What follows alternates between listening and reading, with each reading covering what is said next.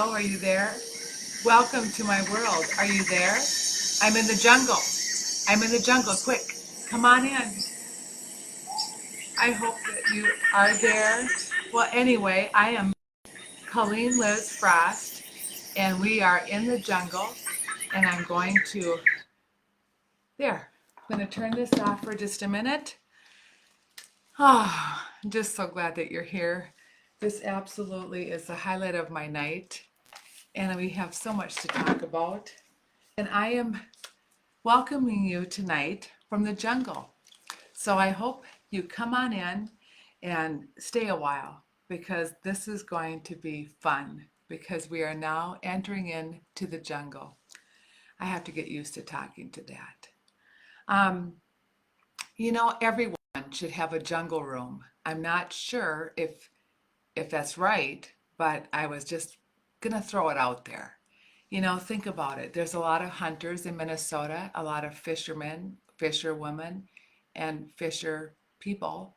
And I'm just wondering, why not a jungle? And this is what it feels like to me. I'm not an outdoor person, but I am willing to learn. And, this week I was invited on a pontoon, and I've been on a pontoon maybe 3 times. So I'm not sure if I can, venture in. If I was on a biplane, I would fly over the water, but I'm working on it. But everyone should have a jungle room, right? My quote today is from Muhammad Murat Ilhan, and he's very interesting to me. I hope I pronounced his name right. He is a playwright, and he's just fascinating. He says a writer is like a monkey, jumping from one tree to another in a jungle of words. And that's what it feels like for me. I jump from a note to file to a to an essay, and it does feel like a monkey. But then again, monkeys have been following me my whole life. My name is Colleen Liz Frost, and I am in development. And I am liking to welcome you to Tuesday's Health, Wellness, and Treats. And today is one of my favorite days because it's the day of water. I'm parched in the jungle. So let's get started. I have a gym. It's my Pete Becky gym in Perm, Minnesota. And I have their new t-shirt. It's T-Hall. It's Finnish name for something awesome. But they have a rock star there. His name is Caleb. And anyway, they all work out. But I just can't get there yet this week. And it's Tuesday. So we have got to step up our game. I have to get my session booked. But little does Pete know that I am listening to him here in the jungle because I know how important it is to have a balance 7 days a week. So I know that I can't always get there. So I just count my blessings that I live in a jungle. It's springtime and the birds are chirping, and I can feel that my pigeons are coming back home. And so that just reminds me that we now have to talk about the Lion King in New York because that was my first jungle. Oh, wait, let's go back to 1974. That was my first jungle. And that was Elvis Presley's Jungle Room. And those jungle recordings, need I say more?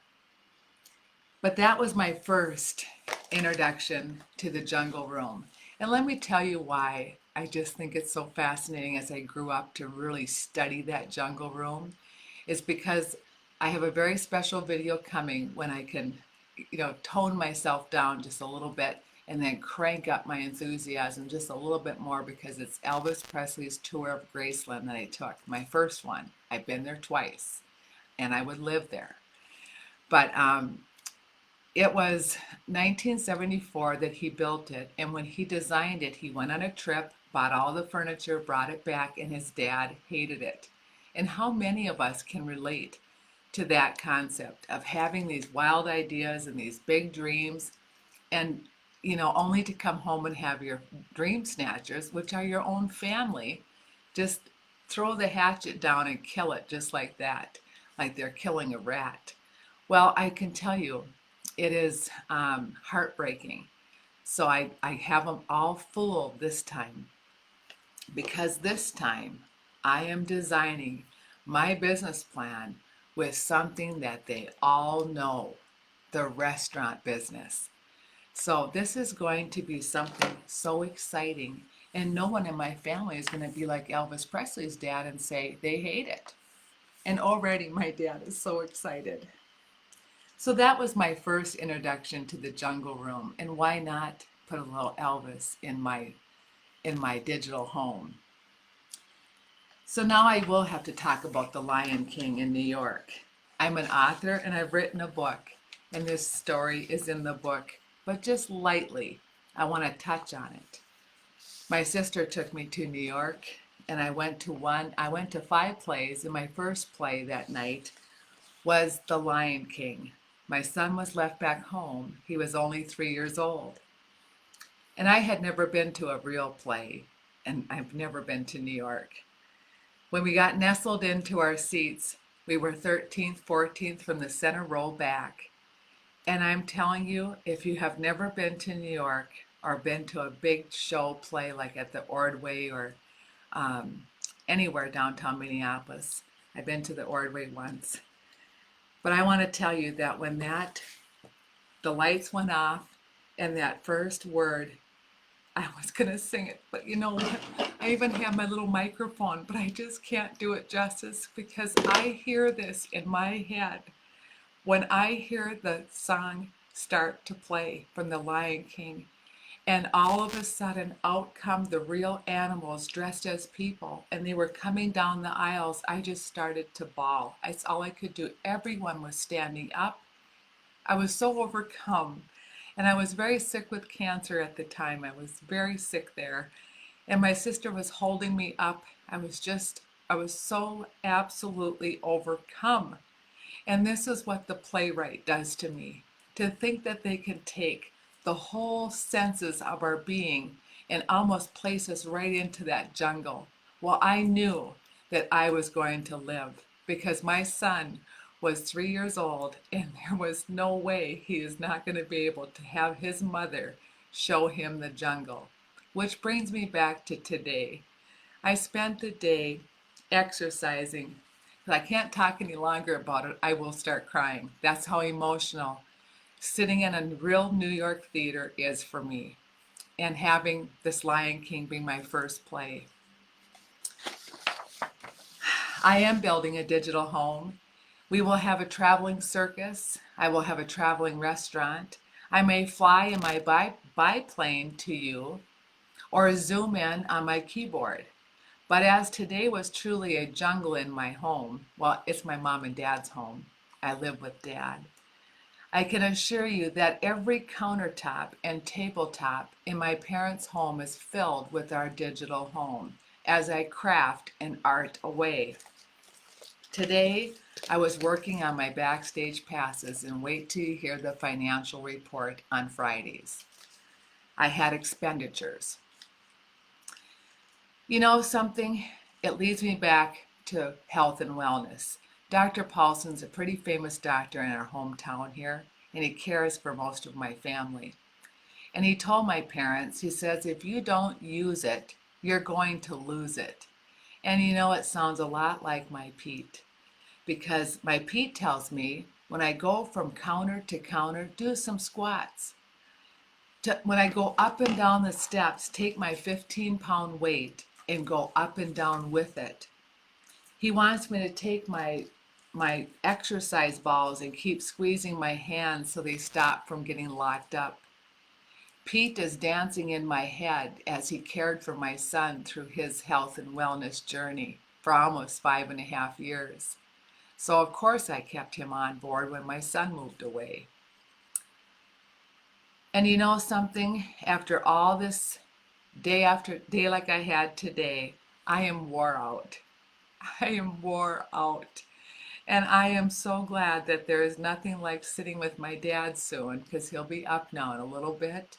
And I will sit there and I will lean back in my wonderful recliner, and Dad will take one look at me and he'll say, honey girl, why don't you turn on the sauna? And now, well, then, this is what takes me back to the jungle because there is nothing I love more than sitting in 200 degrees heat, sweating as if I'm in my jungle. And I hear that song from the Lion King, The Circle of Life.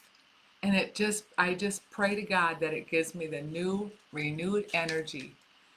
And I will meet that Lion King again and giggle with my Harry Miller. He's in my play. And I will dream of flying with my Coco Pigeon. Coco Pigeon stands for Coach Colleen, and she's in the play. And this will all get me ready for my big celebration tomorrow.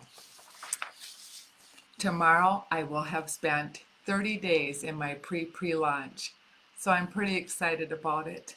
And I'm just thrilled to have you with me. Thank you for spending your time on my pre-launch.